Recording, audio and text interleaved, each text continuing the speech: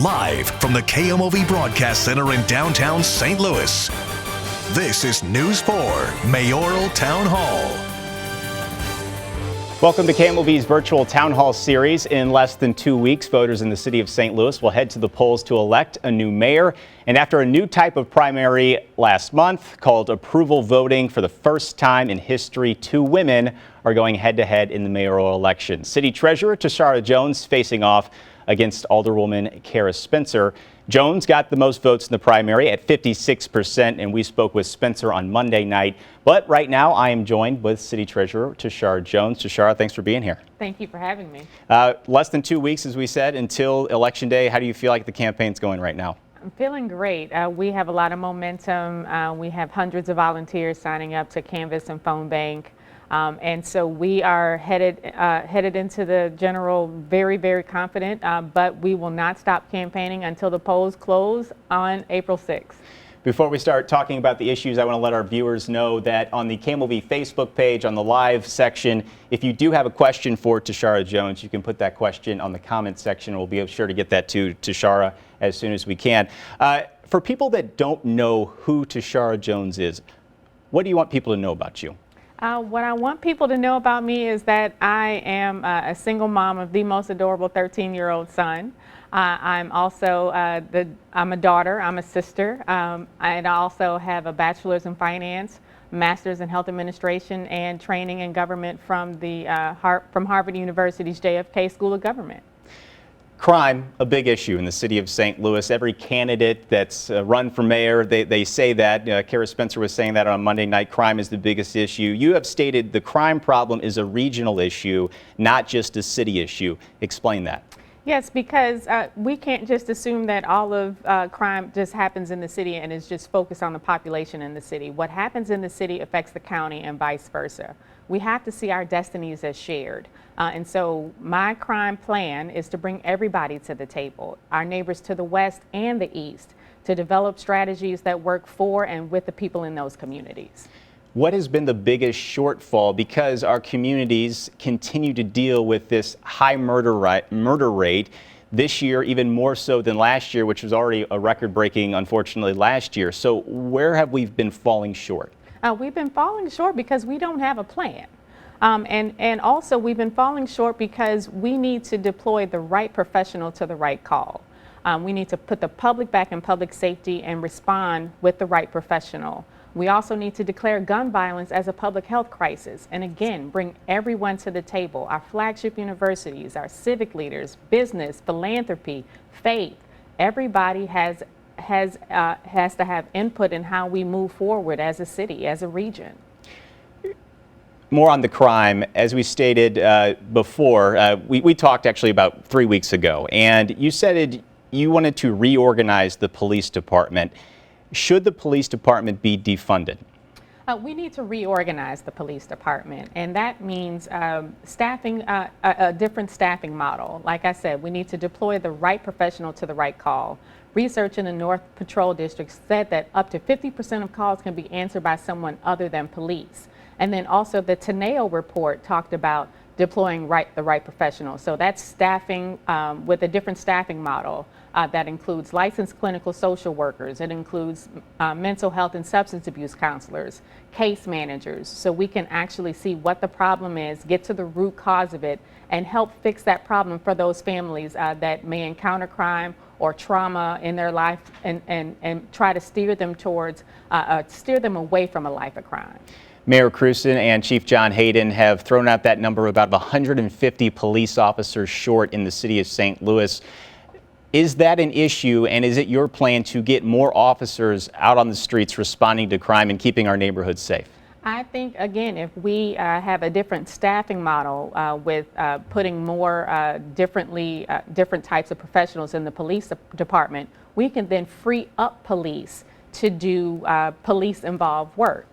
So that means taking a look at what jobs can be performed by civilians, and then freeing up uniformed officers that are maybe currently sitting at a desk to go back out on the beat. So how can we take a look at our, we have over 1,000 people right now in our police department. So how can we take a look at our staffing models and make sure that the right person is with the right job? Do you have confidence in Chief John Hayden?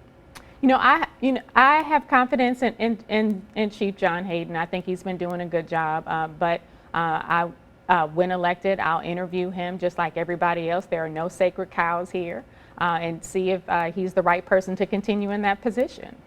We're getting some questions from our Facebook viewers. I'm not just looking at a text message from my wife, I promise. So the question is, as I pull it up here, how will you increase the number of black police officers in the police department? Right, so we also have to take a look at our hiring process. I have been endorsed by the Ethical Society of Police, and people know that as the Black Police Union, and they have raised serious concerns with our hiring process, and so we need to take a look at how that happens, the number of applicants that are turned away. They have told me that a significant number of African Americans have been turned away for very subjective reasons, so we need to take a look at that and make sure that we are that we're hiring people fairly and using objective criteria if someone doesn't qualify to go on into the police academy. The other thing we need to do is make sure that people who go through our academy actually stay their commitment.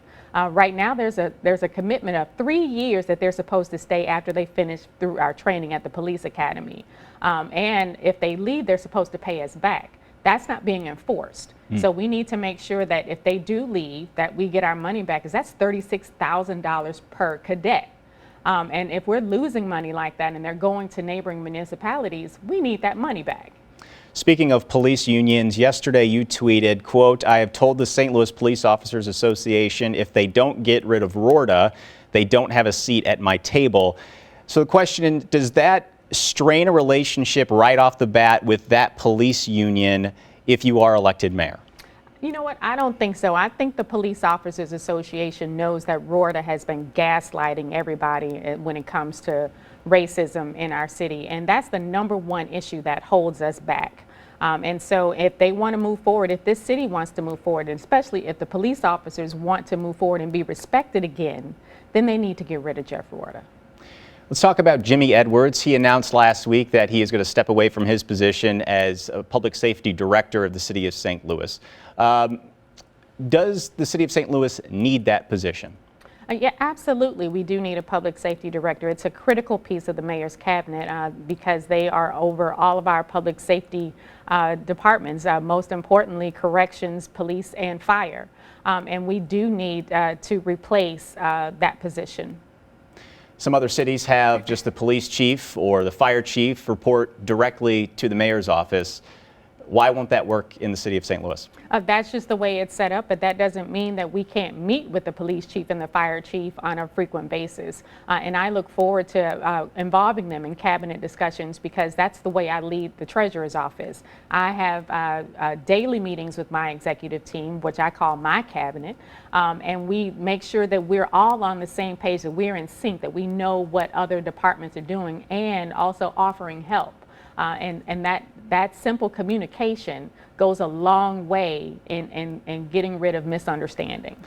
I know the announcement was just made last week by Jimmy Edwards, but have you put any thought into who might replace him or who you would like to see as that cabinet member? Well, I'd like to replace him with someone interim and then do a nationwide search. We really need to get a fresh set of eyes on our public safety department and hopefully someone from outside to come in and really who has experience dealing with big public safety departments, who can help us and bring new ideas and new tools to the table to fight public safety and put, like I said, put the public back in public safety. Yet another Facebook question here, so I will read that. What investments do you plan for North St. Louis and pockets of South St. Louis that are crime issues, that have dealt with crime issues or have been neglected? Yeah, this is a great question. Just like investment has been intentional in downtown and the Central Corridor, disinvestment has been intentional in North St. Louis and parts of South St. Louis. And so I plan on using SLDC and the current planner, the current staff there. We'll also be hiring a new executive director for SLDC. Otis Williams is retiring. And making sure that we make intentional investments and work with our neighbors to develop a development strategy that works for and with them.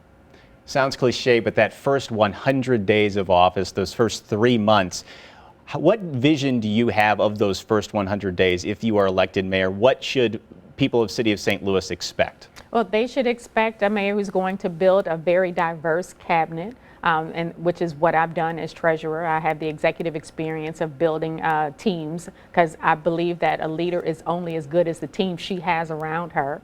Also, we will take this $500 million that's coming from the federal government, well, actually the first 250 because it's coming in 2 tranches, and try to address people's needs, rent relief, utility relief, mortgage relief, and make sure that we stand up multiple mass vaccination sites so people can get vaccinated in their communities and stop driving 4 hours to Joplin or Cuba or Bollinger, like I've heard people having to drive all across the state just to get vaccinated.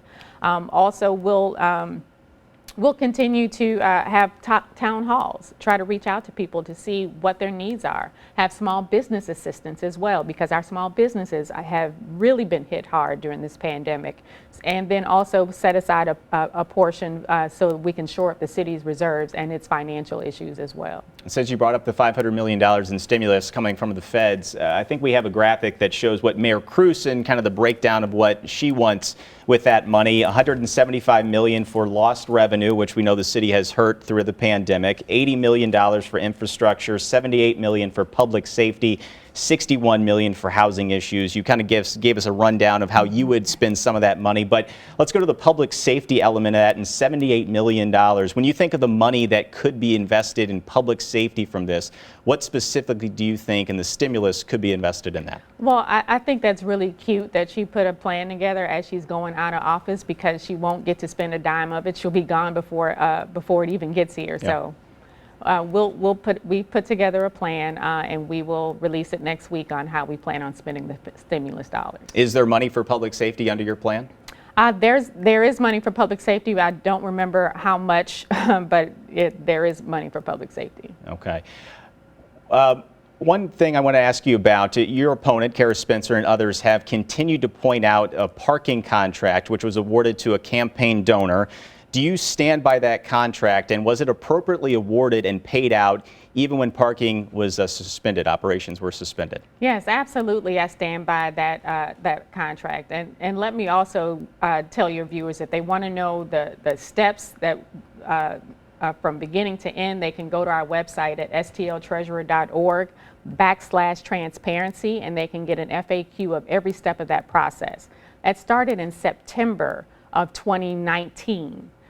When actually, even before then, when we decided to really change our that parking contract and just take out the middleman, it saved the city $5 million over the same term. And then also, when we shut down in March, no one was paid. So we were changing our parking software. So we had to bring them back in May in order to train on the software so we could reopen in June. Okay. Want to look at another question that we are getting. What do you plan to do to bring businesses back to the city of St. Louis while keeping a sharp focus on small businesses, which help St. Louis so much? So we plan on having small business assistance grants using the federal dollars, but also working with STL or Greater STL. Their 2030 Jobs Plan really focuses in on Black and Brown entrepreneurship.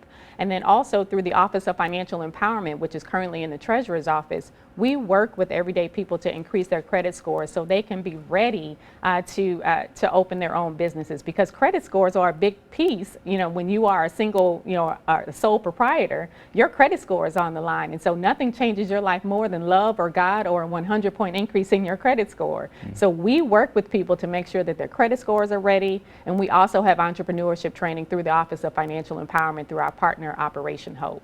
A lot of people say that our region can't be successful unless we have a vibrant downtown.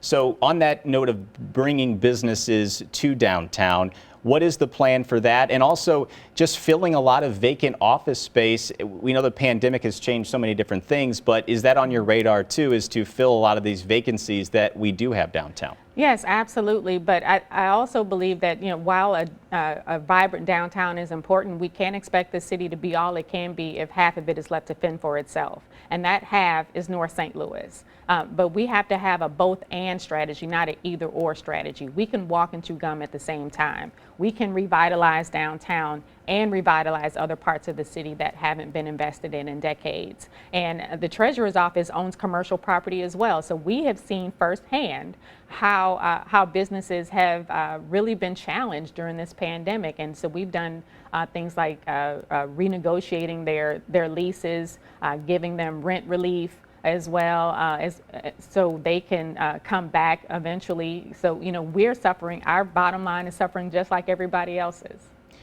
Let's talk about the Circuit Attorney's Office. Kim Gardner, what's your relationship with Kim Gardner? I have a great working relationship with Kim Gardner. I supported her when she first ran in 2016, supported her for a re-election in 2020, and I think it's we have to reset that relationship between the police chief and the Circuit Attorney's Office. It doesn't serve anybody to have the police chief throwing haymakers to the circuit attorney and vice versa. So we need to reset that relationship, because in my opinion, that's the buck stops with the mayor. Even though the police chief doesn't directly report to the mayor, they report to the mayor through the police chief, and everything comes back to the mayor, right? So we need to reset that relationship and also provide the Circuit Attorney's Office what it needs in resources and budgetary items so they can do diversion programs.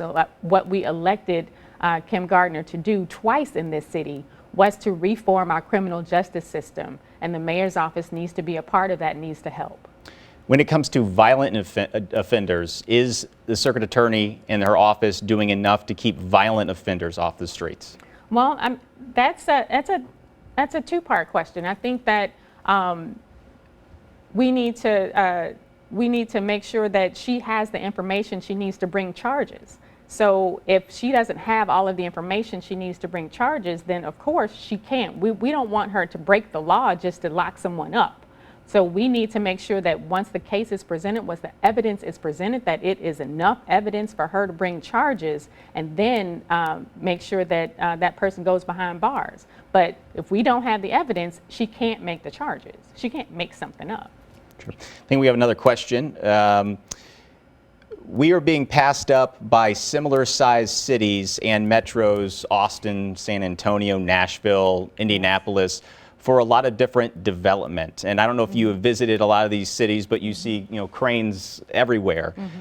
So crime, clearly a big issue, but it's got to be beyond that. What is your plan to put us on the radar for some of these developments that all these other similar sized cities are getting? Well, this is where having a mayor with relationships on the local, state, and national level, that puts St. Louis back on the map.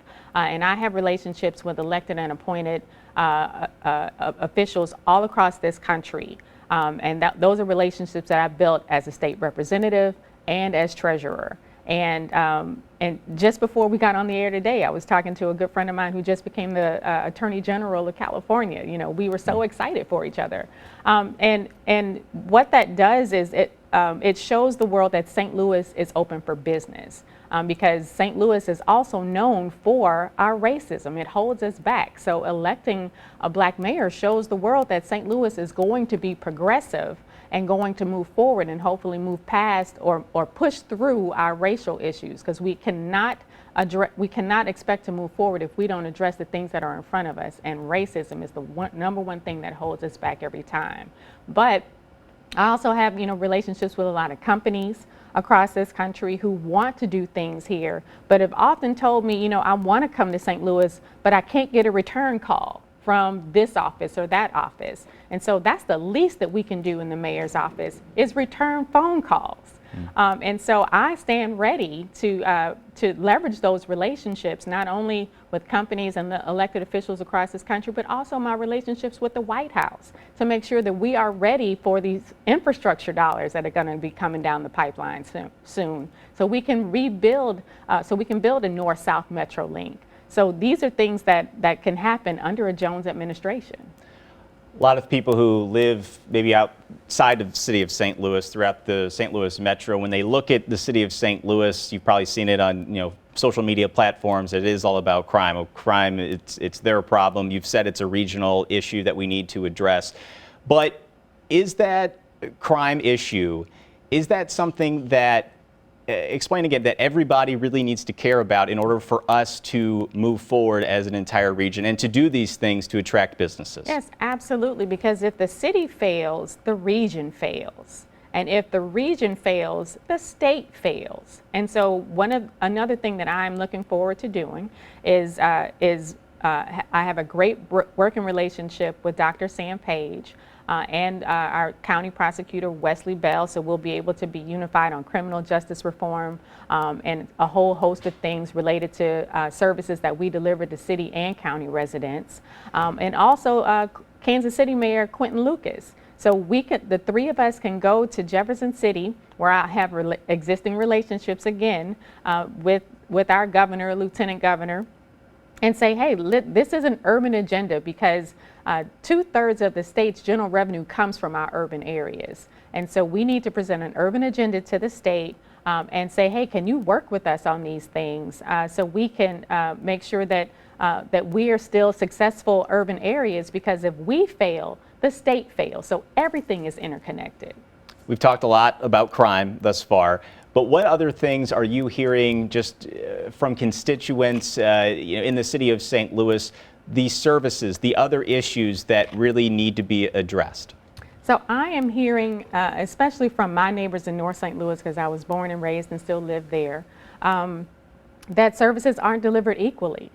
And so how can the city make sure that we are delivering services no matter what zip code you live in? Because at the base of my campaign is that you should be able to succeed no matter what zip code you live in, no matter what color you are, who you love, how you worship, any identity you hold. And we as a city, the least that we can do is deliver services equally no matter what zip code you live in. I think we have another question. Maybe we already asked that one. Okay. But you mentioned the relationship you have with County Executive Sam Page. And when it comes to a city and county merger, what would that look like? And I know the last plan, Better Together, failed. But what would that look like for you as far as a city and county merger in some way? Well, I think that we need to show the citizens of St. Louis City and County that we can work together first. So what services can we collaborate on? A couple of things that I think that we can do almost immediately is our health departments.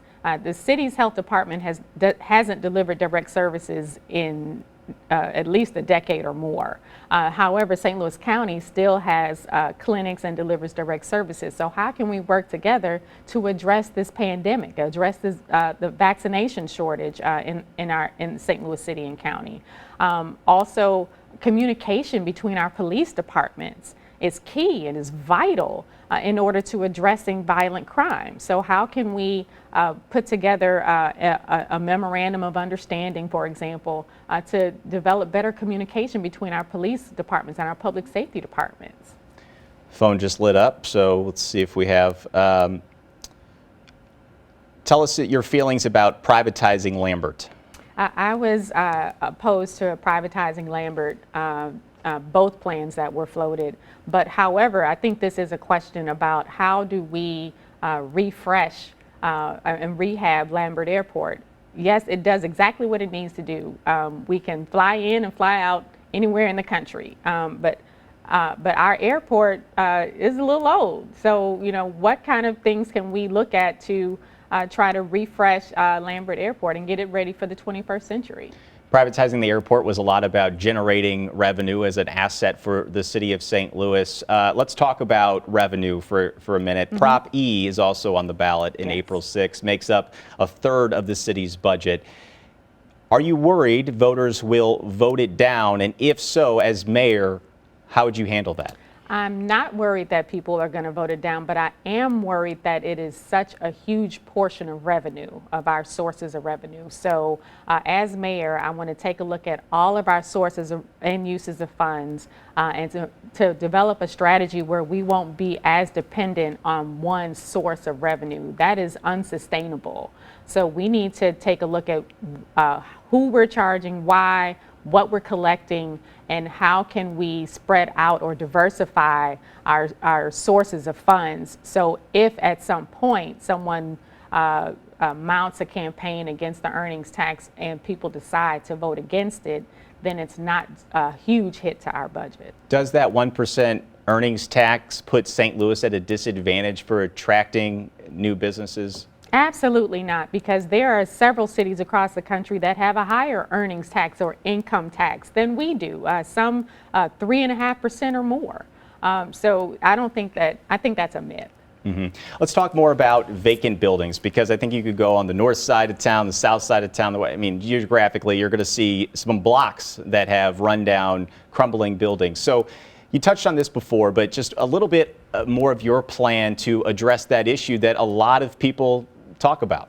Well, this is one of those situations where we have to develop development strategies with our neighbors, so development happens with them, not to them. So that's using SLDC, using LRA property to make sure that we go into neighborhoods and have town hall meetings, work with aldermen to make sure that whatever development strategy that we employ is one that's approved by the community that is going to affect.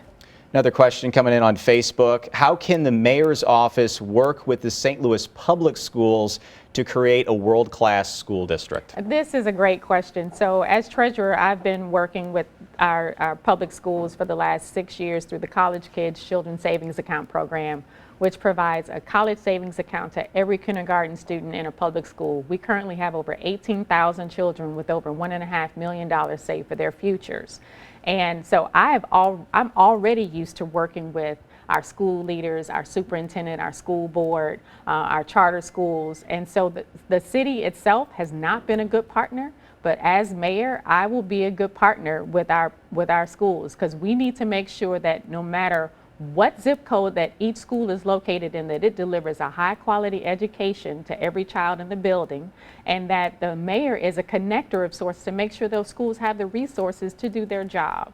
I was the co-chair of Proposition P, which gave Prop S, which gave our schools, our school teachers a raise. I think they should be paid much more, but then, I don't want the school board to get mad at me. But we trust them. We trust teachers with our most valuable asset, our children.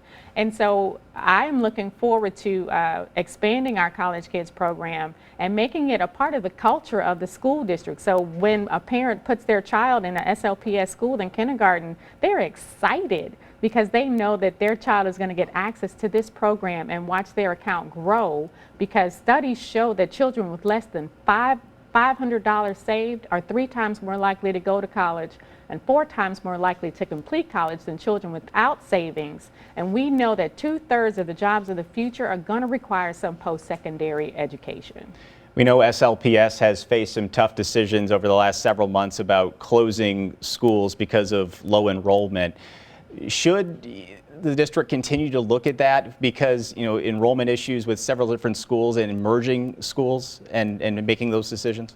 Well, this is a direct result of disinvestment in North St. Louis. We have not invested in certain parts of our town for decades, and so we should not be surprised that people are leaving the city. If you don't invest in those neighborhoods, people will leave, and that's exactly what happened. It has been by design, by previous administrations, by the Team 4 plan, and this is the result of intentional disinvestment in North St. Louis. So we need to change that trajectory and make sure that we are investing in North St. Louis. We're repopulating, we're building market rate and affordable housing, and then we'll see that our schools will come back and providing an environment where everyone can succeed.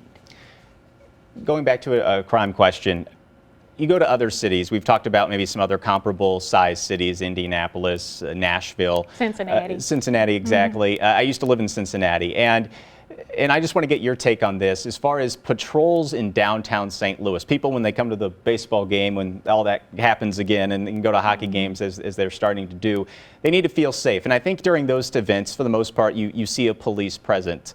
But on the times when there's not games, you don't always see officers on the corner, that type of thing. Is that something that you want to see when it comes just to downtown, just so people kind of have that more reassurance to feel safe?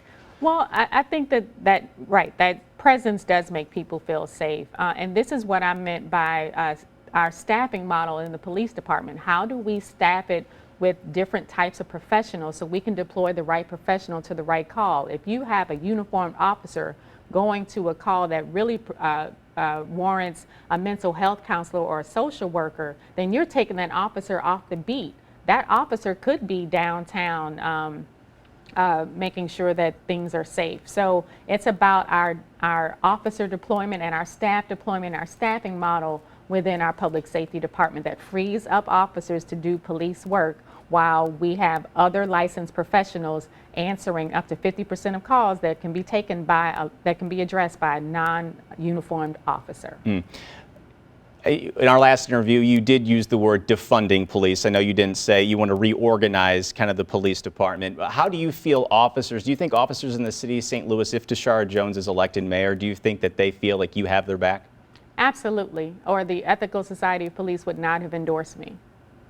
All right. Let's see if we get any other questions here. Again, if you have a question for Tishaura Jones, you can put it on our Facebook Live, and we will get it to her. The only thing else that I want to talk about is COVID-19 as we come out of all of this that has been the craziness of last year. You have stated you support the COVID-19 safety precautions in the city for the future.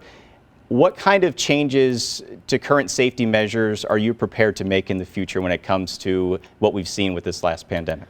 This pandemic has been a little bit unorganized when it comes to safety precautions and protocols, because we saw that there were different protocols in the county versus the city, or whether you could dine in the city and couldn't dine in the county. And that's because there was no coordination with St. Louis County's health department. And this is also where experience counts. I have a background in health administration, and a master's actually in health administration, and worked in public health for 11 years before I got into politics. This is where I'm excited about working with Sam Page, because he's a doctor. I have a master's in health administration. We are going to be working together and in sync on making sure that we take care of the health of the citizens of the city and the county. I gave Kara the same opportunity. Make your final pitch to the voters of the city of St. Louis on April 6th. Yes, absolutely. So it's one thing to have a vision or a platform or a plan, but it's something totally different to actually execute that vision or platform or plan. And that's exactly what I've done in the Treasurer's office the last 8 years. I'm the only candidate in this race with the executive experience of turning a platform into a reality, the management experience of leading a staff of hundreds of people and a budget of millions of dollars, and existing relationships on the local, state, and national level to put St. Louis back on the map. We don't have time for leadership that has to learn on the job. You need a champion and someone that will fight for you, and I will be that mayor. Tishaura Jones, thank you very much, and thank you for tuning in on our digital platforms. If you missed any of our interview tonight, we'll have that for you on the KMOV News app and on the KMOV Facebook page. And of course, we'll see you tonight for News 4 at 10.